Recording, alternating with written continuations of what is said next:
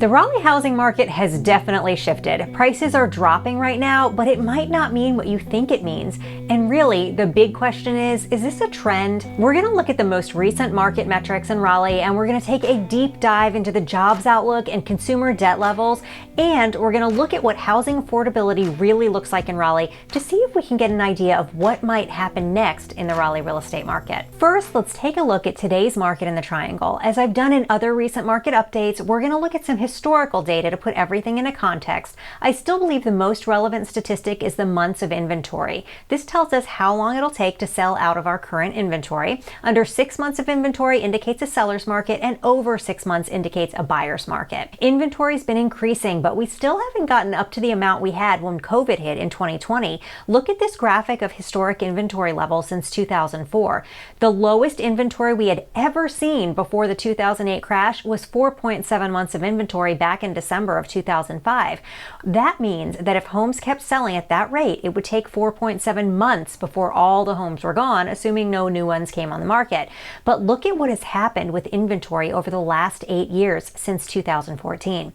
It has continued to decrease and decrease and decrease. This is a systemic problem, and when you hear people talking about the inventory shortage, this is what they mean. Some commenters have argued on my videos that demand has completely dried up, and if there's no demand, then the low inventory isn't that big of a deal. But if there's still demand for houses, then low inventory is usually going to mean rising prices. Using the data for the month of August 2022, there is currently 1.88 months of inventory. And remember, under 6 months of inventory indicates a seller's market. Here's something to know. The shift from a buyer's market to a seller's market took 6 months from the lowest inventory point to when we hit 6 months of inventory. It was fast. Our current lowest month of inventory over the past 6 years was January 2022, when we had 2 weeks of inventory on the market. We're now 7 months out from that point, and we're nowhere near a buyer's market yet. This is such an important point because if you look at this graph, you cannot discount the fact that there has been a drastic shortage of housing for a very long time, which is part of the reason why prices have steadily climbed since then. At the very least, we already know that what happened in 2008, a quick shift from sellers to a buyer's market, has not happened in the same way at the same speed. Inventory is rising, but so little is coming on the market that the impact has been nominal so far. But you've probably seen the many headlines telling us that the number of sellers dropping their prices has risen sharply, and that's true. For currently active homes on the market, 42% of listings have dropped their prices.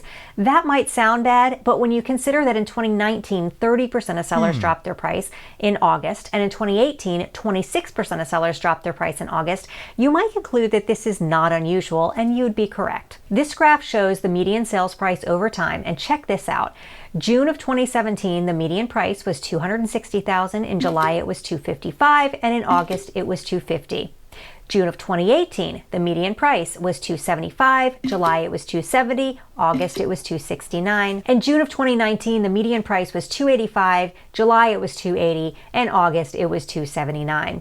Every single year in late summer, prices go down. This is not news, this is normal. According to the MLS data, in July 2022, the median price for closed sales was $490,000, and in August it was $475,000.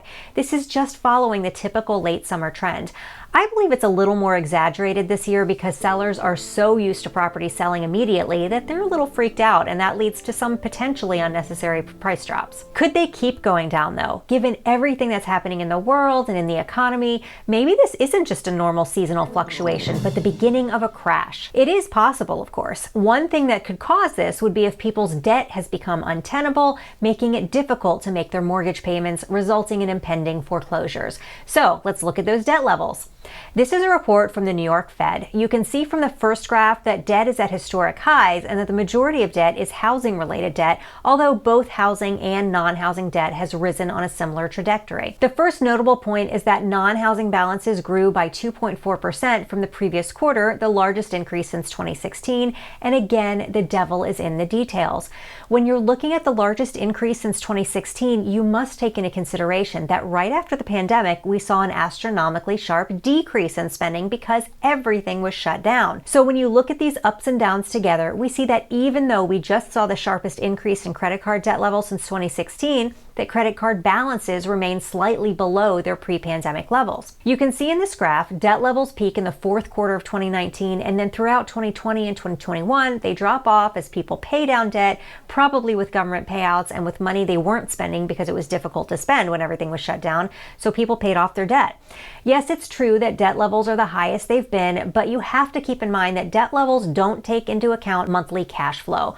Of course, you'll see debt levels rise this high when over the last 2 years, interest rates have been the lowest we've ever seen in history. So even though debt levels are high, people's payments for those debts are not in line what we would have seen historically had interest rates been more normal. The payments for this amount of debt are the same or lower than they were years earlier when overall debt was less. Remember that the majority of the new housing and auto loan debt is going to be somewhere around 2 to 3% interest rate for homes and even lower for car loans. This means that even though debt levels are high, that people's monthly spending for debt repayment is still within budget limits. And that's why even though debt levels are at the highest they've been, delinquency rates remain historically very low. Unlike lending prior to the 2008 crash, banks still were very careful about debt to income ratios in lending. They didn't lend to people who couldn't afford the payment. The other thing that could cause a housing crash is job layoffs. Aren't people getting ready to lose their jobs, and then nobody will be able to pay their mortgages, leading to mass foreclosures? Again, while there are some concerning situations happening, it's just not that simple. This is what we know.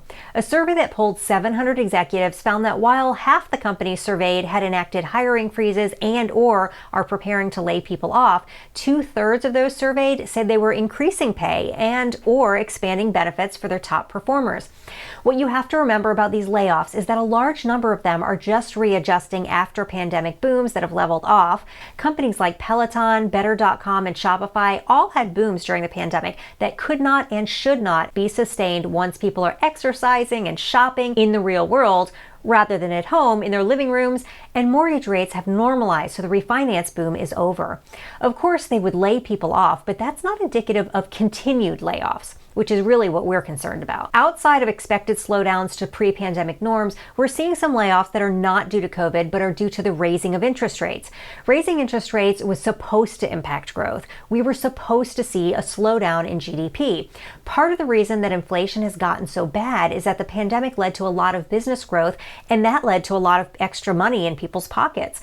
Combine that situation with pent-up demand of not being able to get products during the pandemic pipeline sluggishness, and people were spending a lot. But when the demand for a product exceeds the reasonable amount of time it takes to make those products or deliver those services, prices can skyrocket, as we've seen. Imagine a car assembly line. Lots of people are buying cars, so they might speed up the assembly line to try to get more cars out to meet demands. But you can really only get so many cars out there. If the demand is so much greater than the supply, prices will rise. Raising interest rates forces some people out of the market for products for a time until the supply chain can catch up. It's basically spreading out the timeline for the buyers. The ideal situation is that we experience a soft landing. Demand goes down for a time, and when supply catches up, rates can go back down again to allow more people to purchase. There's no guarantees that will happen, but that is the hope. Some of the companies who are laying people off are simply restructuring, like Microsoft.